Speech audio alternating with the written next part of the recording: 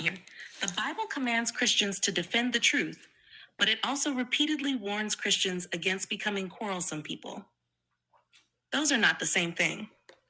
The wording you're remembering appears especially in Philippians 1 verse 7 and Philippians 1:16.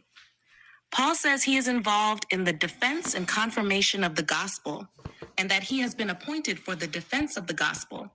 But the verse most often connected with what we now call Christian apologetics is 1 Peter 3:15, open quote, "Always be ready to give an answer," close quote. The word translated answer or defense is the Greek apologia. That is where the word apologetics comes from. It means giving a reasoned defense or explanation, not apologizing, and not picking a fight. And Peter put something extremely important right beside that command. The defense is supposed to be given with gentleness and reverence, respect. So what does defend the gospel actually mean? It means something closer to, if someone questions the hope you have in Christ, be able to explain why you believe. If the gospel is falsely represented, tell the truth about it. If you are pressured to deny Christ, stand firm, but do it as a follower of Christ. That is very different from find somebody who disagrees with Christianity and beat them in an argument. And when I went back into the early Christians, that distinction becomes even clearer. One of the major early Christian preachers, John Chrysostom, around the late 300s, explained Philippians 1 in a fascinating way.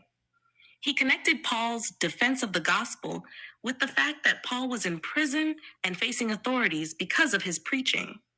In other words, Paul was literally having to give an account for the gospel under persecution. Chrysostom even said Paul's willingness to suffer rather than abandon Christ itself helped confirm the gospel. That changes the flavor of the verse considerably. Paul wasn't sitting around saying, "Come debate me. Let me prove I'm smarter than you." He was essentially saying, "I have been put here to testify to the truth of Christ. Come on, and Paul. even imprisonment isn't going to make me abandon him." Come on. Chrysostom also commented on 2 Timothy 2:23-25, where Paul says, "Avoid foolish controversies, because they produce quarrels. The Lord's servant must not be quarrelsome, but must be gentle, able to teach, patient, correcting opponents with gentleness." The early church took that very seriously. Chrysostom said a servant of the God of peace should stay away from strife, and that even strong correction could be delivered with gentleness. And this part really stood out to me, considering what you asked.